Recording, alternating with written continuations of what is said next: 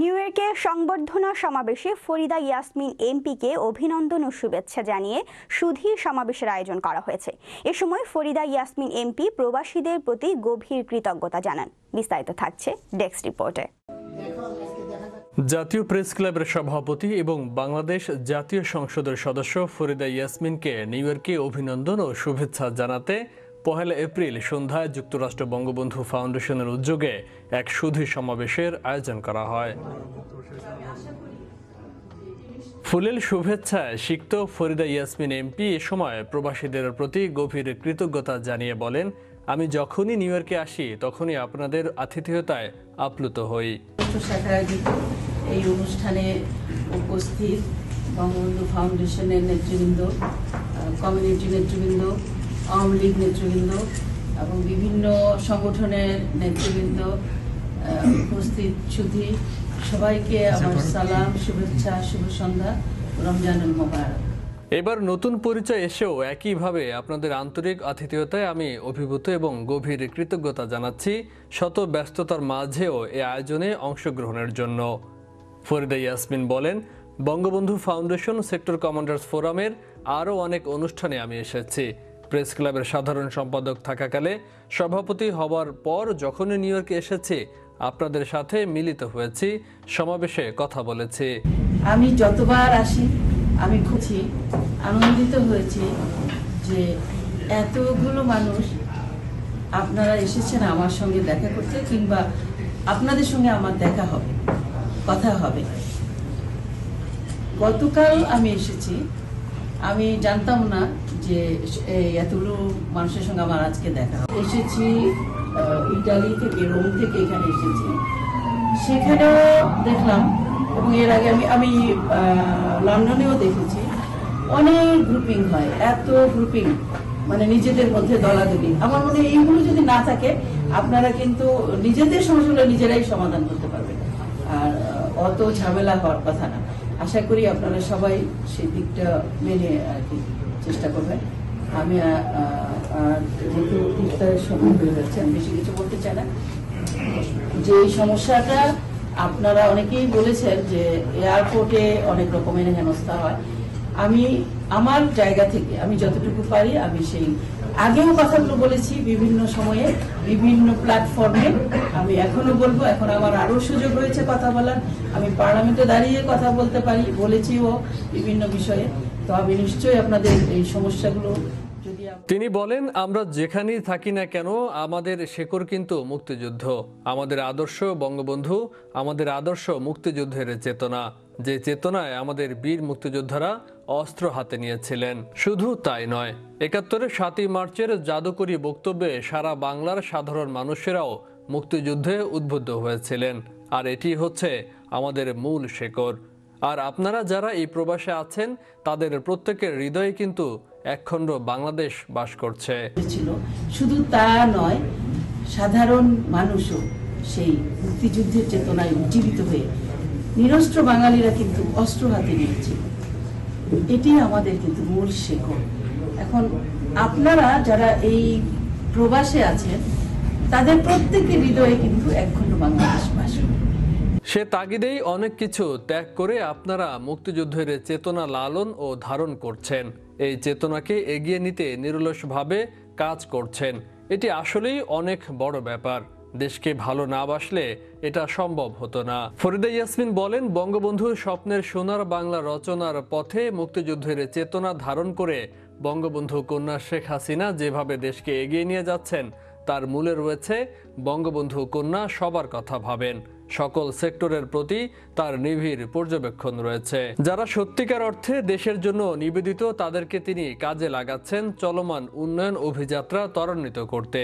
আমি মনে করি যে আমাকে তিনি সংসদ সদস্য মনোনীত করে সাংবাদিকদেরকেই সম্মানিত করেছেন, সাংবাদিক সমাজকে মূল্যায়ন করেছেন, বিশেষ এক মর্যাদায় অধিষ্ঠিত করেছেন।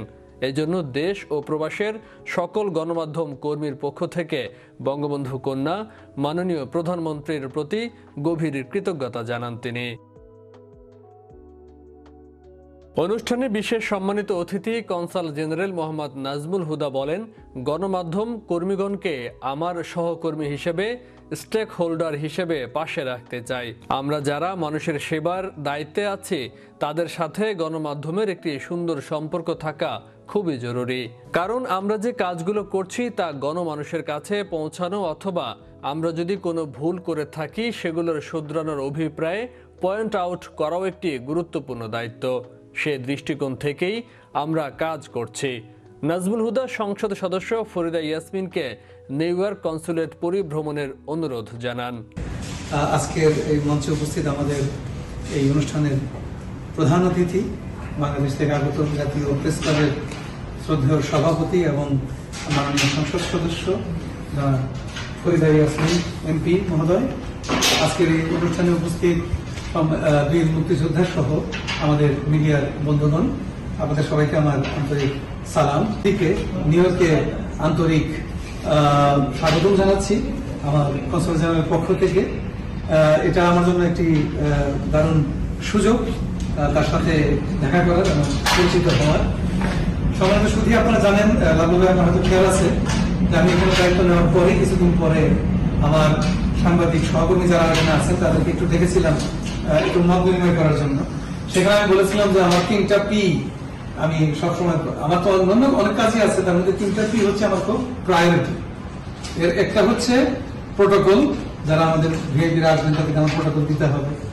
দ্বিতীয়টা হচ্ছে আমার পিপল, অর্থাৎ যারা আমার কমিউনিটি এখানে যারা আছেন তাদেরকে আমার টেক কেয়ার করতে হবে, তাদেরকে সেবা দিতে হবে, তাদের সাথে আমার সুন্দর সম্পর্ক বজায় রেখে চলতে হবে।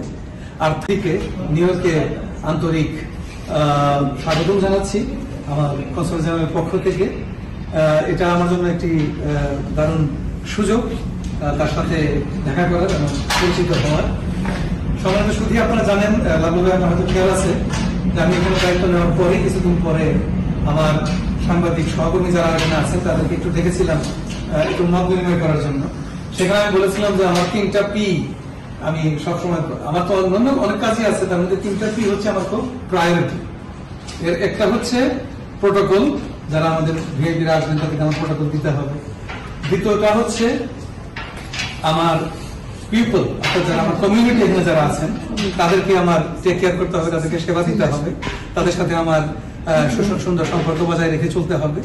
জাতিসংঘে বাংলাদেশের স্থায়ী মিশনের হেড অব চ্যান্সেলরি শোয়েব আবদুল্লাহ গণমাধ্যম ব্যক্তিত্ব এবং সংসদ সদস্য ফরিদা ইয়াসমিনকে নিউ ইয়র্কে অভিবাদন জানিয়ে বলেন, বঙ্গবন্ধু ফাউন্ডেশন এবং সেক্টর কমান্ডার্স ফোরাম মুক্তিযুদ্ধ ৭১-এর কর্মকাণ্ডে নিউ ইয়র্কের অনেক সময় দিচ্ছেন এবং মাননীয় সংসদ সদস্যও উৎসাহিত করছেন। পৃষ্ঠপোষকতায় এগিয়ে এসেছেন বলে মাননীয় সংসদ সদস্যকেও গভীর কৃতজ্ঞতা জানান।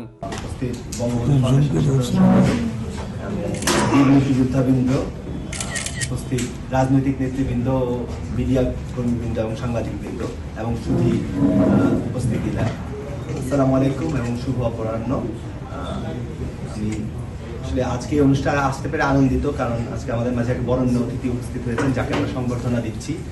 সবার প্রথমে আমি ধন্যবাদ জানাই বঙ্গবন্ধু ফাউন্ডেশনকে এই অনুষ্ঠান আয়োজনের জন্য। শোয়েব আবদুল্লাহ বিশেষভাবে উল্লেখ করেন, এসব সংগঠন টিকে থাকলেই বিদেশের মাটিতে আমাদের চেতনা, আমাদের ঐতিহ্য অটুট থাকবে।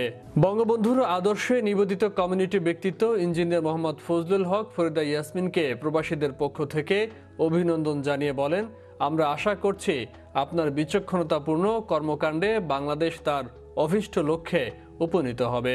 এ সময় তিনি ঢাকা এয়ারপোর্টে প্রবাসীদের হয়রানির চিরতরে অবসানে যথাযথ পদক্ষেপ গ্রহণের আহ্বান জানান সংসদ সদস্য ফরিদা ইয়াসমিনের প্রতি।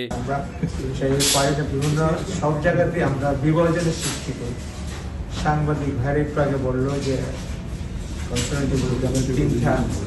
তিনটার মধ্যে আমরা আটকা যে সাংবাদিকতা, এটা আমাদের যদি কিছুতে কাজ না করে। জ্যাকসন হাইটসে মুনলাইট গ্রিল রেস্টুরেন্টের মিলনায়তনে ব্যতিক্রমী এই আয়োজনে সভাপতিত্ব করেন হোস্ট সংগঠনের সাধারণ সম্পাদক আব্দুল কাদের মিয়া। তিনি তার সমাপনী বক্তব্যে ফরিদা ইয়াসমিনের মতো সাদা মনের মানুষকে বাংলাদেশ জাতীয় সংসদের সদস্য এবং তথ্য মন্ত্রণালয় সম্পর্কিত স্থায়ী কমিটির সদস্য হিসেবে মনোনীত করার জন্য বঙ্গবন্ধু কন্যা জননেত্রী শেখ হাসিনার প্রতি গভীর কৃতজ্ঞতা জানান। আজকে আমরা অত্যন্ত আনন্দিত, বাংলাদেশ প্রেস ক্লাবের একাধিকবার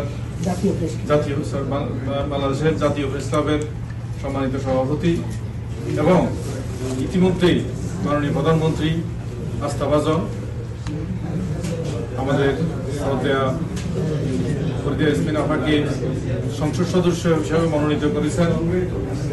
আমাদের আজকে প্রধান অতিথি আমাদের অত্যন্ত প্রিয়জন, বাংলাদেশ সরকারের এবং বঙ্গবন্ধুর স্বপ্নের বাংলাদেশ রূপান্তরিত করার জন্য যে পরিবারের মিডিয়ার মাধ্যমে এবং সরকারের অত্যন্ত কাছাকাছি থেকে সহযোগিতা করে যাচ্ছেন প্রতিনিয়ত। তিনি বলেন, ফরিদা ইয়াসমিনরা জীবনের পুরোটা সময় ব্যয় করেছেন বঙ্গবন্ধুর আদর্শ আর মুক্তিযুদ্ধের চেতনায় উজ্জীবিত থেকে। বাকিটা জীবন গুরুত্বপূর্ণ এ দায়িত্বে শেখ হাসিনার স্বপ্নের স্মার্ট বাংলাদেশ রচনায় অপরিসীম ভূমিকা পালন করবেন বলে আশা করেন। প্রিয় মানুষ, ফরিদা ইয়াসমিন এমপিকে নিউ ইয়র্কে অভিনন্দন শুভেচ্ছা ব্যানারে এ সমাবেশের সঞ্চালনা ও পরিচালনায় ছিলেন বঙ্গবন্ধু ফাউন্ডেশনের কমিউনিকেশনস ডাইরেক্টর বীর মুক্তিযোদ্ধা লাবলু আনসার। জয় বাংলা। আজকে আমাদের আনুষ্ঠানিকভাবে অনুষ্ঠান এখন শুরু হবে, তারপরে আরো অতিথি আসবেন, বাংলাদেশ মিশন থেকে আসবেন, অন্যান্য জায়গা থেকে সবাই আসবেন। বাট যেহেতু আমাদের সম্মানিত বিশেষ অতিথি কনসাল জেনারেল সাহেব মোহাম্মদ নাজমুল হুদা, ওনাকে আরেকটা প্রোগ্রামে যেতে হবে, ওইটা তার ফাইনাল প্রোগ্রাম ছিল। বাট আমি তাকে এখানে অনুরোধে ভাবির কারণে উনি এখানে আসছেন, যে এখানে উনি আমাদের সবার সাথে দেখা করে চলে যাবেন, তার জন্য। আর আজকে আনুষ্ঠানিকভাবে আজকের অনুষ্ঠানের এই সভাপতিত্ব করবেন আব্দুল কাদের মিয়া, বঙ্গবন্ধু ফাউন্ডেশনের সাধারণ সম্পাদক, বিশিষ্ট কমিউনিটি লিডার। আপনারা সবাই তাকে চিনেন, সবসময় আমাদের সাথে আছে। আর প্রধান অতিথি স্বাভাবিকভাবে আজকে যাকে আমরা সংবর্ধনা দিচ্ছি, শুভেচ্ছা জানাচ্ছি, আপনারা সবাই প্রথম নারী নির্বাচিত সাধারণ সম্পাদিকা হয়েছিলেন এবং 2 টার্ম। সমাবেশে আরো বক্তব্য দেন সেক্টর কমান্ডার্স ফোরাম মুক্তিযুদ্ধ ৭১-এর নারী বিষয়ক সম্পাদক ও বন্যী শিক্ষা সঙ্গীত নিকেতনের প্রধান সবিতা দাস, নিউ ইয়র্ক মহানগর আওয়ামী লীগের ভারপ্রাপ্ত সাধারণ সম্পাদক সুব্রত তালুকদার, বীর মুক্তিযোদ্ধা Abul Bashar Chunnu, Brooklyn community board 12 এর নবনির্বাচিত সেক্রেটারি মামুনুল হক, বীর মুক্তিযোদ্ধা হাবিব রহমান প্রমুখ। এবং আজকে আমাদের যে অতিথি, আমরা বাংলাদেশে আমাদের প্রধানমন্ত্রী বঙ্গবন্ধু কন্যা জননেত্রী শেখ হাসিনা, উনি শুধু গণতন্ত্র সারা বাংলাদেশের আপনার সরকারের বাইরেই শুধু গণতন্ত্র প্রতিষ্ঠা করেন নাই। যখনই বঙ্গবন্ধু ফাউন্ডেশন থেকে এখানে কোনো অনুষ্ঠান করে, আমার স্কুল, বনিশিকা মিউজিক স্কুল এবং আমার অন্যান্য 6টি ফাউন্ডেশন, তাদের সবাইকে নিয়ে আমি এখানে আমন্ত্রিত হই এবং আসতে করে আমি খুব আনন্দিত হই। বান্ধবীকে অনেক অনেক ধন্যবাদ। উল্লেখ্য, রোববার ভোরে রোম থেকে নিউ ইয়র্কে এসেছেন ফরিদা ইয়াসমিন। ব্যক্তিগত সফরে তিনি 6 এপ্রিল পর্যন্ত থাকবেন যুক্তরাষ্ট্রে। শুরুতে ফরিদা ইয়াসমিনকে প্রবাসীদের পক্ষ থেকে ফুলেল শুভেচ্ছা জ্ঞাপন করেন নেতৃবৃন্দ। এ সময় বিশ্ব বাংলা 24 টিভির পক্ষ থেকেও চেয়ারম্যান আলিম খান আকাশ ও ব্যবস্থাপনা পরিচালক নুরুন্নাহার নিশাও ফরিদা ইয়াসমিনকে লাল গোলাপ শুভেচ্ছা জানান। আলোচনার পর ইফতারের প্রাক্কালে ইমাম কাজী কাইয়ুমের নেতৃত্বে দোয়া মোনাজাত অনুষ্ঠিত হয়। এতে শেখ হাসিনার সুস্বাস্থ্য ও দীর্ঘায়ু কামনা করা হয়। ফয়সাল মাহমুদ, বিশ্ব বাংলা 24 নিউজ ডেস্ক।